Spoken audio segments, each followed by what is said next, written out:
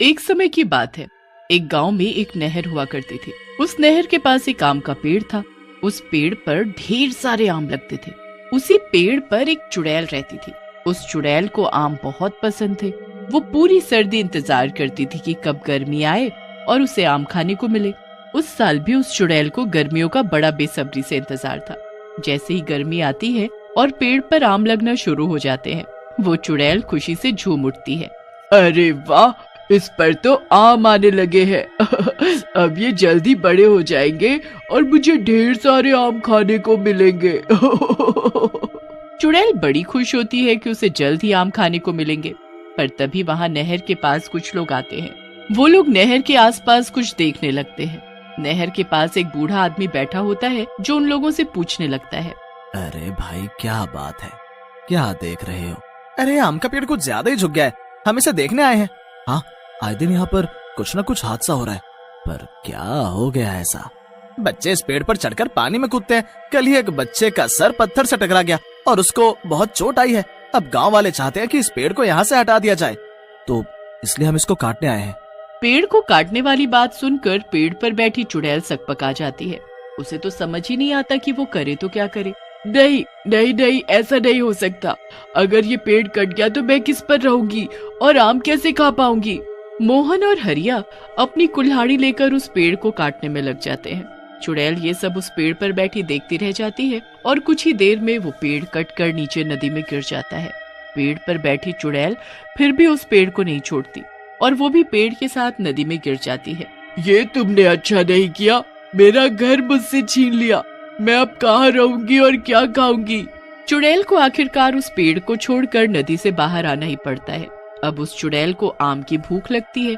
वो देखती है कि कहीं कोई आम के पेड़ पर आम लगे मिल जाए तो वो आम खाकर अपनी भूख मिटा सके, पर उसे कहीं किसी पेड़ पर आम नहीं मिलते।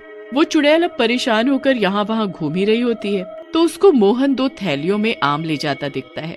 चुड़ैल की आंखें इतने सारे आम देखकर चमक उठती है। वो तो आम के लालच में मोहन के पीछे पीछे उसके घर तक पहुँच जाती है।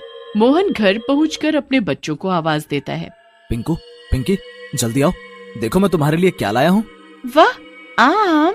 मैं आज ही माँ से बोल रहा था कि मुझे आम खाने हैं। देखा, और आज ही मैं तुम्हारे लिए आम ले आया। अब हम सब खाना खाने के बाद आम खाएंगे। बस फिर सब लोग साथ बैठकर खाना खाने लगते हैं। खाना खाने के बाद ही पिंकी के पेट में दर्द होने लगता है। उसके पेट दर्द के चक्कर में सबका ध्यान आम से हट जाता है। काफी रात में जाकर पिंकी का दर्द ठीक होता है और सब सो जाते हैं। सारे आम अब ऐसे ही रसोई में रखे रह जाते हैं। सबके सोने के बाद अब चुड़ैल वहाँ आती है। वो रसोई में जाती है और आम देखकर खुशी से पागल हो जाती है। क्या खुशबू है! ये तो देखने से ही बड़े स्वादिष्ट और मीठे लग रहे हैं। अब तो मुझसे बिल्कुल भी नहीं रहा जा रहा। चुड़ैल जल्दी से एक आम निकालती है और उसे खाने लगती है। अब एक आम से चुड़ैल का ना पेट भरता है और ना मन। वो फटाफट दूसरा आम निकालती है और उसे भी मजे लेकर खाती है। धीरे धीरे करके वो चुड़ैल दोनों थैलियों के सारे आम खा जाती है। आज तो मजा आ गया। ऐसे आम तो उस पेड़ पर भी नहीं लगते थे जैसे मुझे आज खाने को मिले हैं। चुड़ैल आम खाकर वहाँ से निकल जाती है। अब अगली सुबह पिंकू और पिंकी स्कूल के लिए उठते हैं। माँ, स्कूल के लिए आज एक आम भी रख देना। हाँ, मैं अभी दोनों के लिए आम रखती हूँ।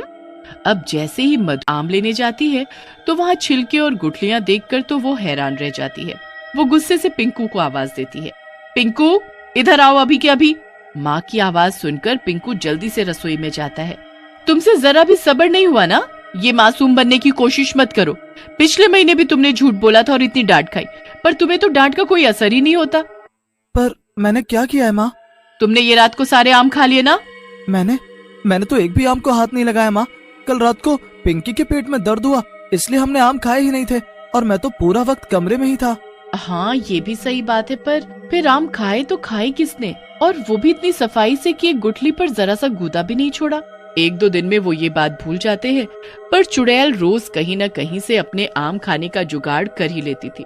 वो कभी किसी के घर घुसकर आम खाती तो कभी किसी के। गांव के लोग बड़े ही अचंभे में थे कि आखिर आम गायब कहाँ हो रहे हैं। एक दिन गांव वाले उस आम चोर को पकड़ने की योजना बनाते हैं। वो गांव के बीचों बीच एक आम का टोकरा रख देते हैं और उसके आसपास जाल बिछा देते हैं। उसके बाद सब यहाँ वहाँ छुप जाते हैं। थोड़ी देर बाद वहाँ आम चोर चुड़ैल आ जाती है। आम की टोकरी देखकर उसके मुंह से तो पानी टपकना शुरू हो जाता है। आम, आम, इतने सारे आम, वाह वाह, मजा आ जाएगा आज तो। चुड़ैल बड़ी खुश हो जाती है और जल्दी से उस टोकरी के पास जाकर बैठ जाती है। फिर उसके बाद वो एक एक आम निकाल कर खाना शुरू कर देती है। कहते हैं कि ये काम किसी इंसान या बंदर का नहीं बल्कि एक चुड़ैल का है। अब सब चुड़ैल के लिए बिछाए जाल को एकदम खींचते हैं तो उसमें चुड़ैल फंस जाती है। हाय, ये क्या हो गया? ये जाल कहाँ से आया? ये क्या हो रहा है? जब चुड़ैल पूरी तरह जाल में फंस जाती है तो सब गांव वाले उसके सामने आते हैं। तेरी वजह से हम गांव वाले कितने दुखी हो गए हैं। हम अपने लिए आम लेकर आते हैं और तू रात को आकर उन्हें सफा चट कर जाती है।